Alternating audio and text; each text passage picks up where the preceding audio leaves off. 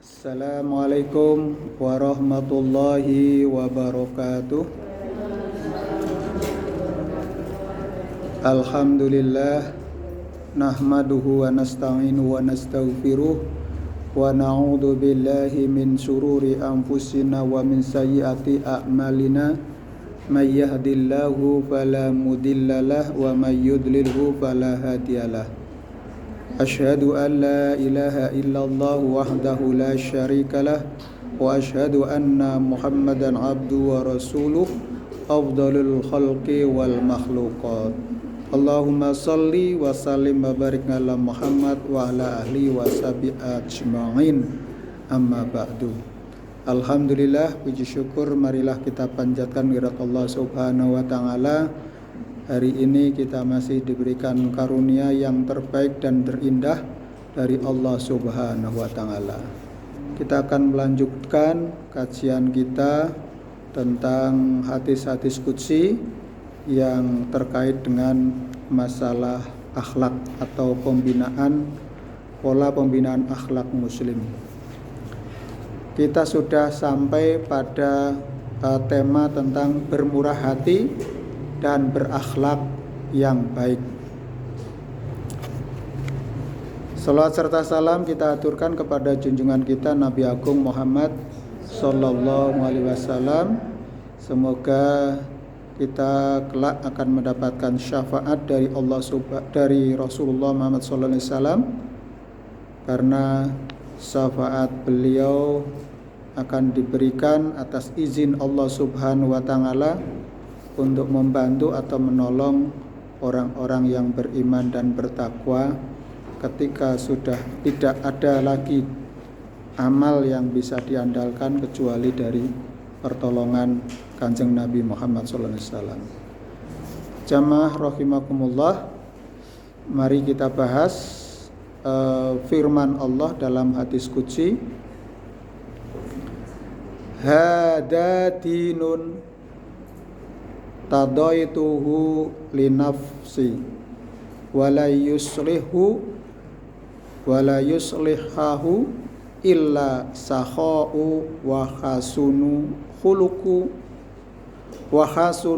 khuluqi fa akrimuhu bihima ma sahibtumuhu. Rawahu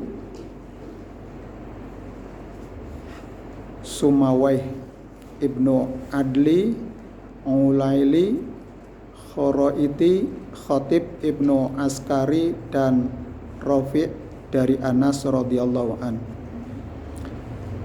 Allah Subhanahu wa taala melalui hadis qudsi, ini adalah agama, hada dinun irtadaituhu linafsi. Ini adalah agama yang telah kuridhoi untuk diriku sendiri. Wala yuslihahu illa sakha'u, dan tidak dapat dimanifestasikan kecuali dalam perbuatan murah hati wa husnul khuluqi, dan akhlak yang baik. Wa akrimuhu bihima ma sahibtumuhu.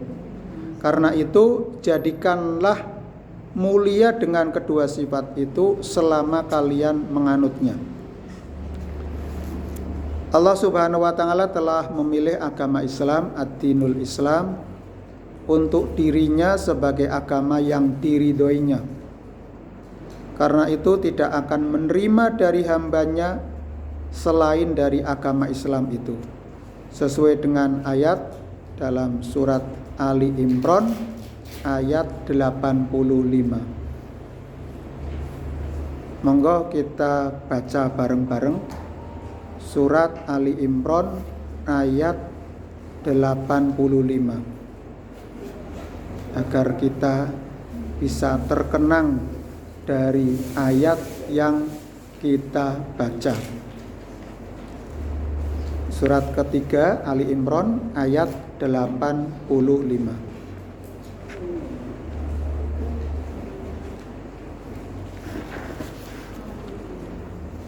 Ali Imran ayat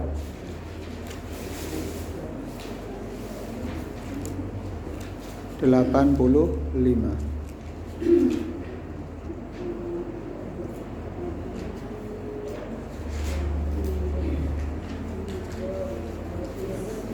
Sampun sedaya. A'udzu billahi minasy syaithanir rajim. Bismillahirrahmanirrahim. Wa may yabtaghi ghairal islami dinan fala yuqbala minhu wa huwa fil akhirati minal khasirin. Wa may yabtaghi ghairal islami dinan, barang siapa yang berusaha memeluk agama selain agama Islam, fala yuqbala minhu, daripadanya tidaklah akan diterima agamanya, wa huwa fil akhirati minal khasirin, dan di akhirat dia termasuk orang-orang yang merugi. Jamaah yang berbahagia, apa yang kita temukan dari kata kunci di dalam ayat ini? Keywordnya yang pertama adalah tidak ada agama yang diridhoi oleh Allah kecuali agama Islam. Kemudian tidak akan diterima agamanya di akhirat, dan dia termasuk orang-orang yang merugi. Jadi orang yang tidak memilih Islam sebagai agamanya menurut Allah, itu adalah termasuk orang-orang yang rugi. Jadi kita beragama itu bukan karena diri kita, tetapi karena memang menjaga fitrah diri kita yang ketika di dalam proses penciptaan kita sudah dianugerahi oleh Allah agama Islam. Jadi orang yang tidak memilih Islam sebagai dinan, agama menurut Allah, itu adalah termasuk orang-orang yang rugi. Maka agar kita tidak rugi, maka kita memilih agama Islam. Manifestasi orang yang menganut agama Islam akan tampak dalam kehidupan bermurah hati dan berakhlak mulia. Penganutnya diharapkan menjaga dan memelihara kedua sikap hidup itu dan meningkatkannya selama hayat di kandung badan. Jadi dengan husnul khuluq, ya. Ini disebutkan di sini, wa husnul khuluq fa akrimu bihima ma sahibtumuhu. Karena itu jadikanlah mulia dengan sifat itu selama kalian menganutnya. Maka janganlah kita menganut agama Islam, menganut kecuali agama Islam. Ali bin Husain berkata, orang yang mengeluarkan hartanya karena diminta tidak termasuk orang yang bermurah hati. Yang disebut bermurah hati ialah yang menunaikan hak-hak Allah atas kemauan niat sendiri dan taat kepada Allah tanpa tekanan ataupun harapan untuk ucapan terima kasih. Nah, ini kesadaran yang tumbuh dari hati kecil kita. Tidak perlu dikomando, tidak perlu diperintah, tapi itu sudah taat ataupun sudah menjadi panggilan dirinya. Tentu kalau kita mempunyai. Orang bertanya kepada Hasan bin Ali bin Abi Thalib mengenai perbedaan kata karom, ya. Sifat pemurah, muru'ah pemberi kemanusiaan, dan najdah bantuan. Beliau menerangkan karom ialah mendermakan sesuatu yang baik dengan ikhlas dan sukarela sebelum diminta dan memberikan makanan pada musim paceklik atau kelaparan, serta berkasih sayang kepada peminta dengan memenuhi permintaannya. Sementara muru'ah ini sikap memelihara agama, memelihara diri dan jiwa, melakukan pelayanan yang baik dan ramah kepada tamunya, serta bersikap baik dan bergegas memberikan bantuan walaupun hati merasa enggan melaksanakannya. Kalau tadi karom ini adalah inisiatifnya adalah sendiri, sementara muru'ah ini adalah meskipun kita memberikan walaupun hati merasa enggan melaksanakannya. Jadi di sini memang ada suatu yang berat. Adapun najdah ialah membela tetangga dan tabah bersabar pada tempatnya. Seorang alim besar dari kalangan tabi'in bertanya kepada Hasan Basri tentang sahok, sifat pemurah, hazm, bijaksana, dan israf, itu boros. Beliau menjawab, sahok berarti pemurah hati dengan harta dan yang ada padanya karena Allah. Sementara hazm berarti menahan harta dan yang ada padanya karena Allah Subhanahu wa ta'ala semata. Sedangkan israf berarti melakukan infak harta yang ada padanya demi ambisi untuk menjadi pemimpin. Nah, ini yang biasanya ada motivasi yang lain, ya.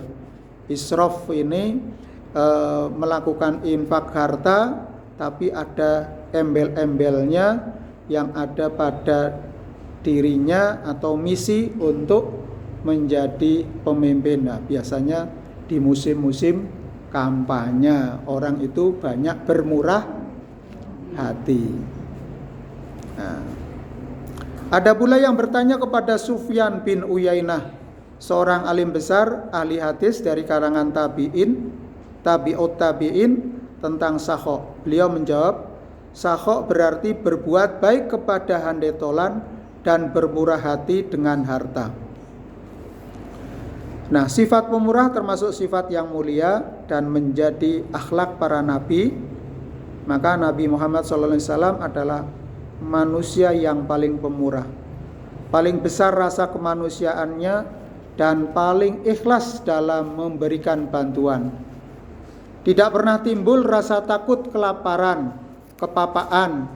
Pemberiannya tiada berhenti-hentinya, bagaikan air berhembus, tidak berharap balas jasa. Beliau pernah bersabda, yang artinya orang pemurah itu dekat kepada Allah,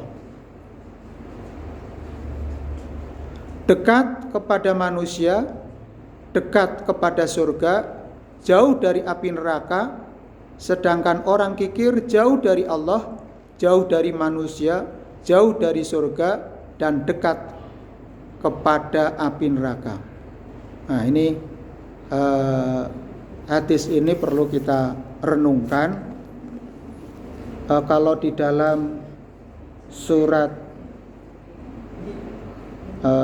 Ar-Rahman, ya, hal jazaul ihsan ilal ihsan, itu tiada suatu balasan kebaikan kecuali kebaikan pula.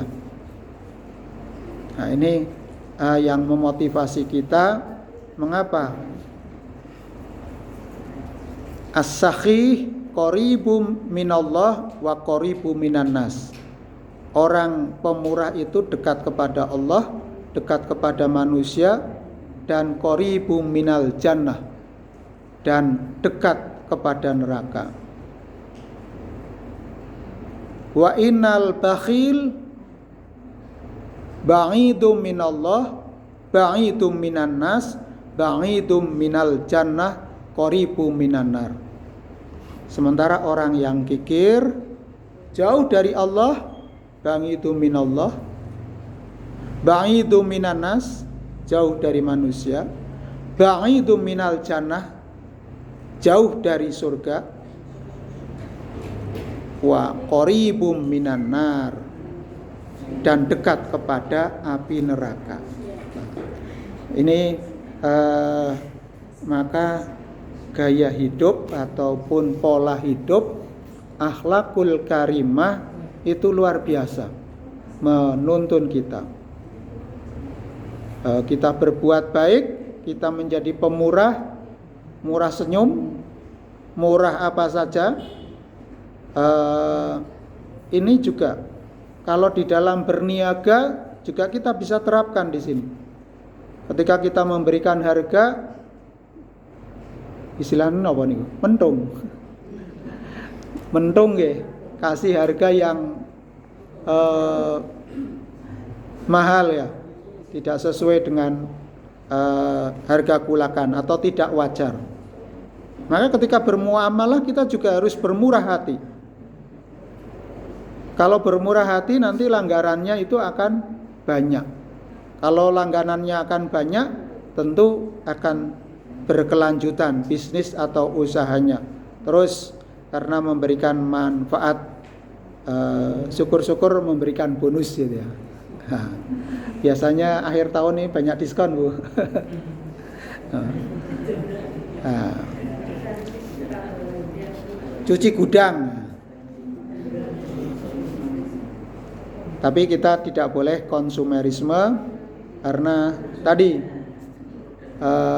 orang yang boros ini tidak disukai. Jadi kita harus membelanjakan harta kita itu dengan cara yang baik, tidak dolim, dan juga tidak berlebih-lebihan. Jadi mengenai akhlak yang baik atau husnul khuluq, Rasulullah sallallahu alaihi wasallam bersabda, "Innama bu'itsu li utammima makarimal akhlak." Innama bu'itsu, sesungguhnya aku diutus li utammima makarimal akhlak, untuk menyempurnakan akhlak. Jadi akhlak kita itu kadang-kadang berubah.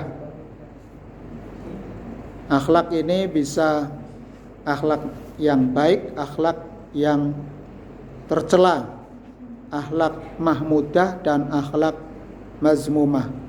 Maka kita berikhtiar agar kita senantiasa memperbarui atau menyempurnakan akhlak kita. Karena itu misi utama diutusnya Kanjeng Nabi Muhammad SAW, untuk liutamima makarimal akhlak, untuk menyempurnakan akhlak budi pekerti. Kemudian di dalam riwayat yang lain disebutkan, aktsaru ma yudkhilun nasal jannata taqwa wa husnul khuluq. Yang paling banyak dimasukkan ke dalam surga ialah orang yang takwa dan berakhlak yang baik. Maka kita memang di mana saja itu kita berakhlak. Yang biasanya kita bermuka dua itu ketika kita di darat seperti ini, namanya itu luring ya. Luring itu di luar jaringan ya. Kalau daring itu di dalam jaringan, artinya di udara ataupun lewat media internet atau medsos itu ya. Ketika di medsos itu guala Apple, ada orang mengupload itu kemudian mengomentari dengan kata-kata ataupun dengan tanggapan yang negatif itu. Ya, makanya sering terjadi provokasi yang namanya hate speech ya, ucapan-ucapan ataupun hoak dan lain-lain di media sosial karena sumbernya itu tidak jelas. Sehingga orang mudah terprovokasi di media sosial. Maka akhlak kita di media sosial itu juga mestinya sama dengan akhlak kita ketika di darat ya. Jadi di udara dan di darat itu adalah sama itu.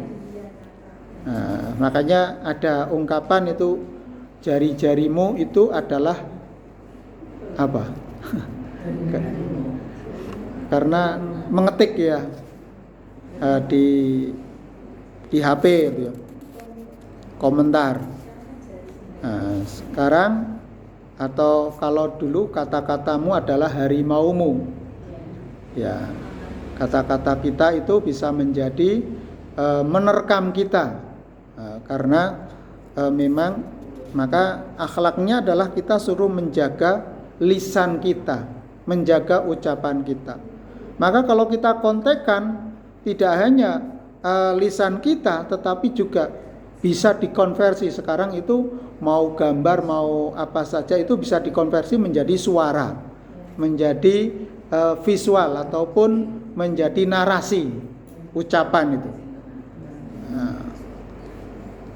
Maka itu juga kita jaga akhlak kita di media sosial maupun akhlak kita di dunia nyata ataupun di darat itu atau secara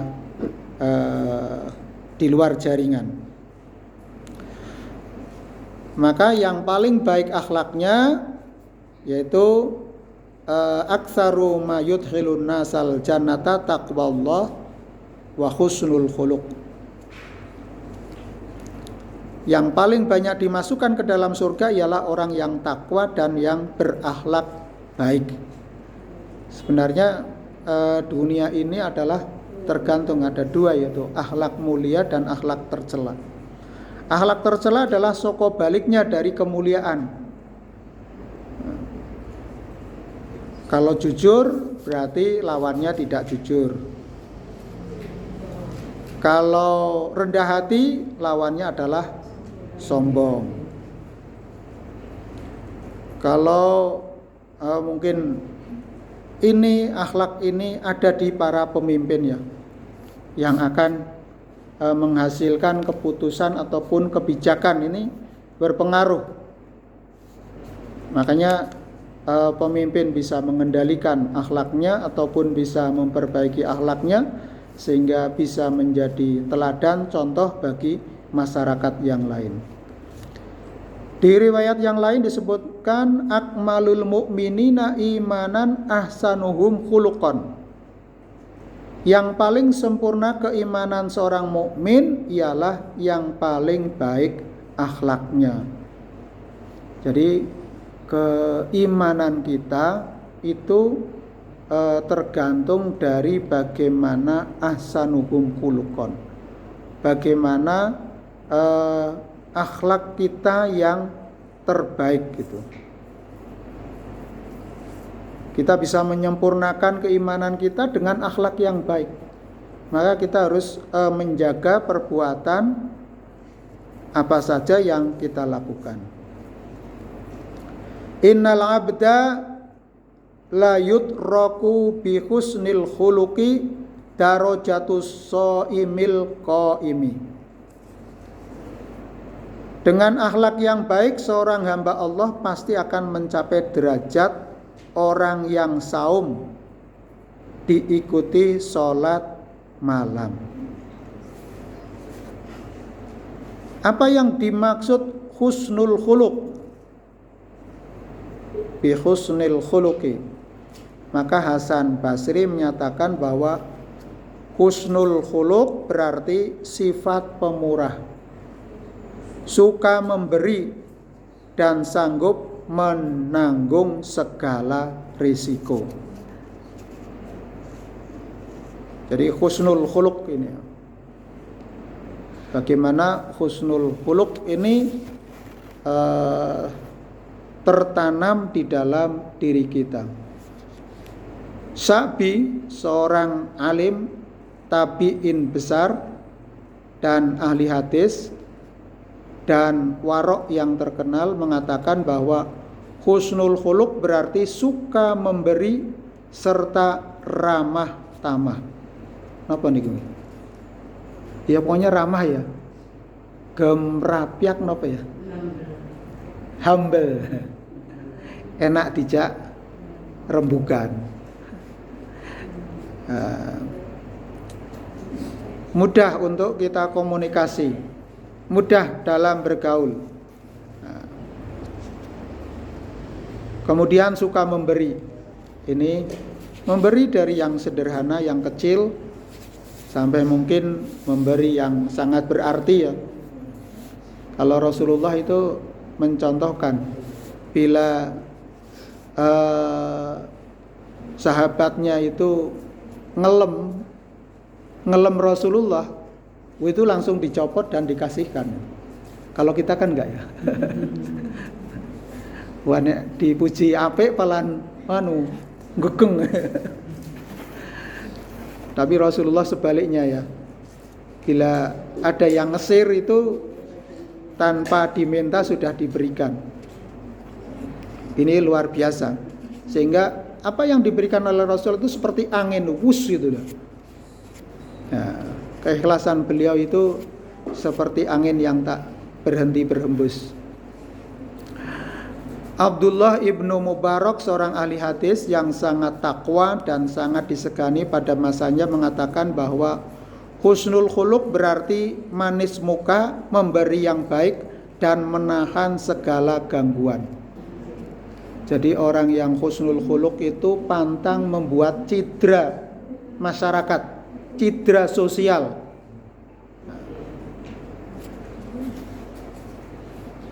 Jadi ini pembawaan yang muka yang manis, memberi yang baik dan menahan segala gangguan.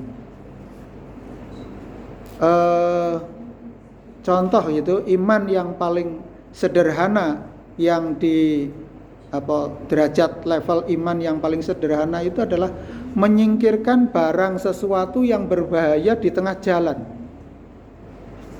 Tentu ini adalah bentuk satu ya yang sederhana. Mungkin orang tidak gagas ya.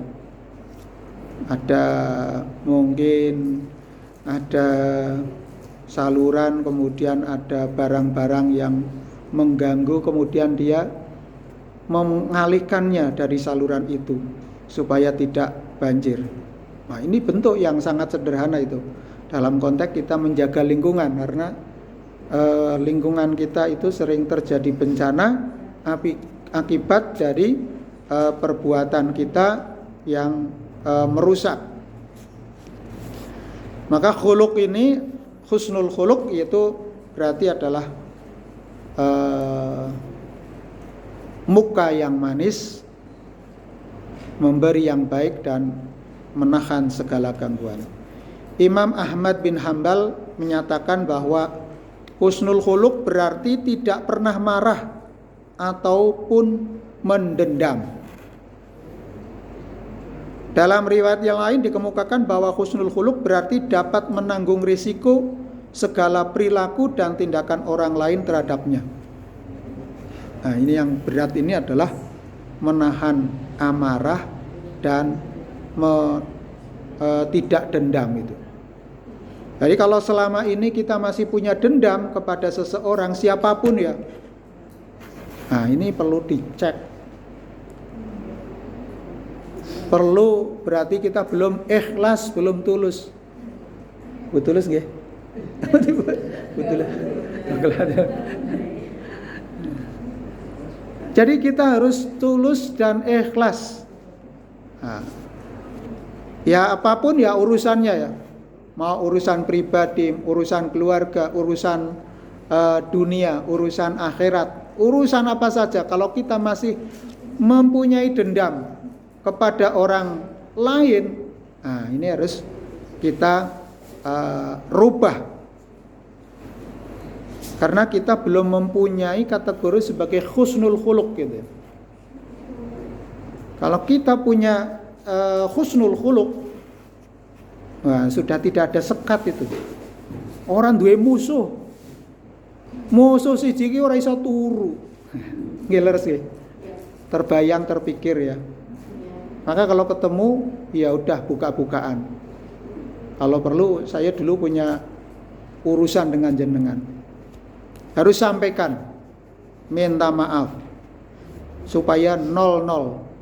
Tidak hanya besok lebaran itu, tapi ketika kita masih punya dendam, nah ini belum bersih hati kita, masih ada gotangnya, harus kita kikis, harus kita coba untuk melepas secara ikhlas itu.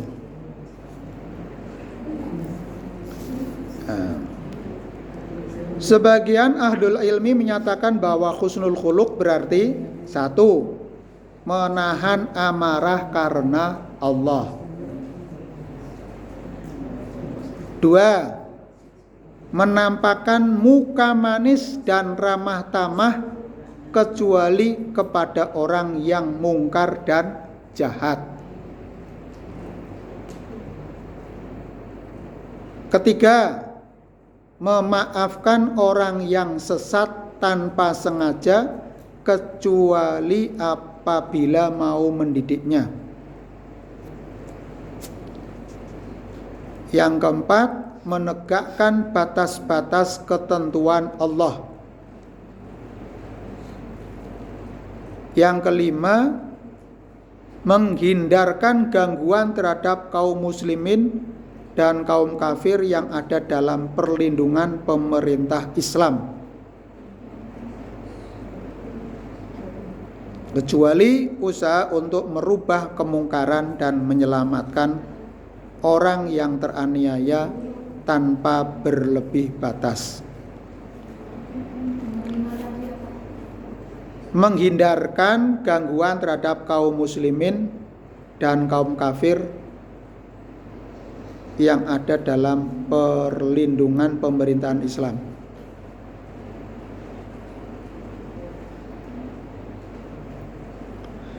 Kecuali usaha untuk merubah kemungkaran dan menyelamatkan orang yang teraniaya tanpa melebihi batas. Yang pertama tadi, husnul khuluq itu adalah menahan amarah karena Allah.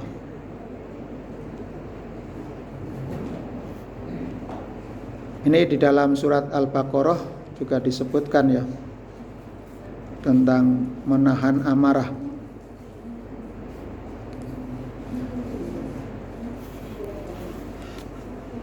Maka kita tidak boleh punya dendam. Apa? Dendam itu apa?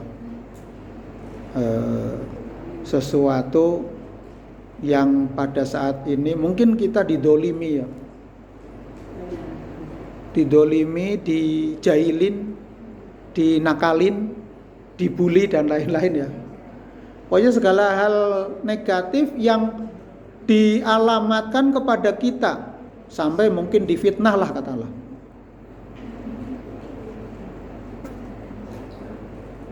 Tapi tanpa bukti, sehingga menyebabkan kita punya perasaan yang begitu luka yang sangat dalam. Luka yang sangat jeru, pol itu ya. Wah, tiada maaf bagimu. Itu harus dirubah, kikis. Kita nggak boleh punya sifat dendam. Di sini, maka kita berjiwa besar, itu. Berjiwa besar. Kemudian menampakkan muka manis dan ramah kecuali kepada orang yang mungkar dan jahat.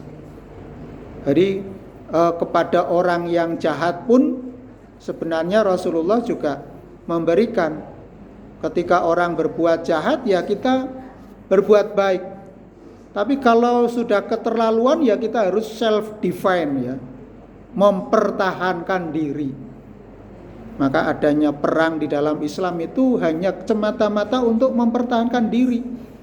Ketika sudah dia itu merusak akidah, agama, ya kemarin kita sampaikan yaitu hifdzuddin, menjaga agama, sudah merusak hifdzul akal kita, merusak keturunan kita, merusak harta kita, merusak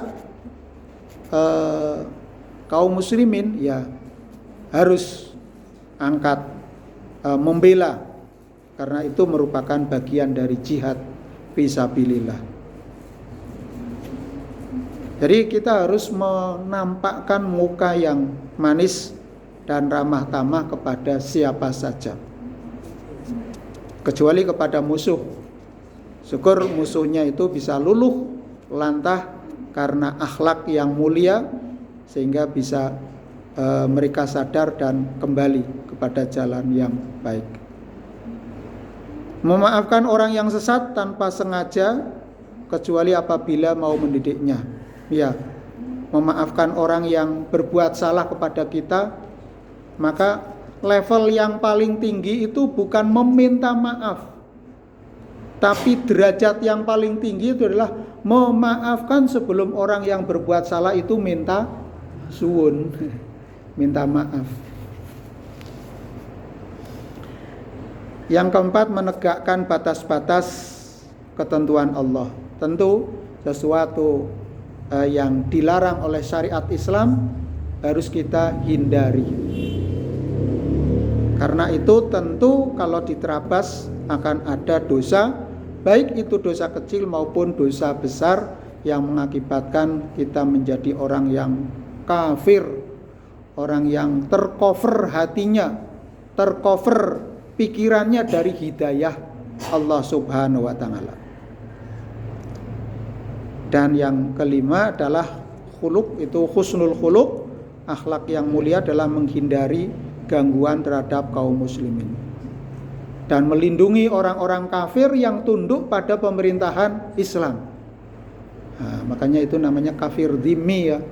Orang kafir yang berada di kekuasaan pemerintahan Islam, mereka tunduk, mereka mengikuti aturan Islam sekalipun akidah mereka tetap menjadi orang yang kafir.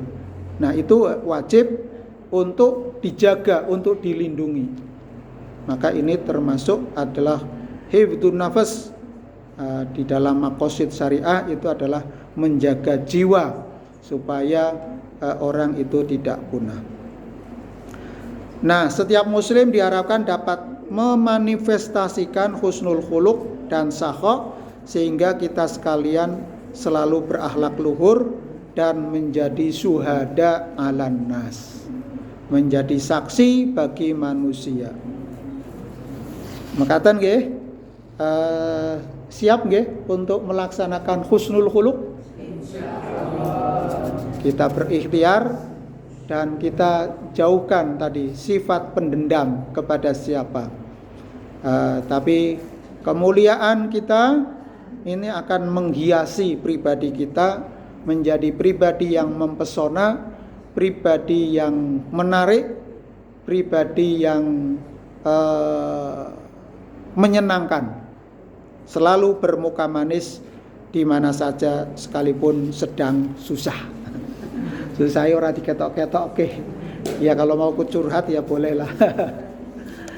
Makaten yang bisa kami sampaikan, semoga ini menjadi pelajaran bagi kita sekalian dan selalu Allah memberikan keberkahan, memberikan kepada kita kenikmatan, memberikan kita selalu hidayah, inayah, maghfirah dan ampunan, sehingga kita menjadi pribadi yang dirindukan oleh surga.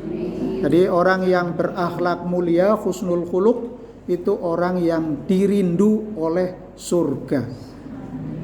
Mekaten yang bisa kami sampaikan, kurang langkungipun kawula nyuwun pangapunten, kupat siram santen, sedaya kelepatan kawula nyuwun pangapunten. Billahi taufik wal hidayah. Wassalamualaikum warahmatullahi wabarakatuh. Assalamualaikum warahmatullahi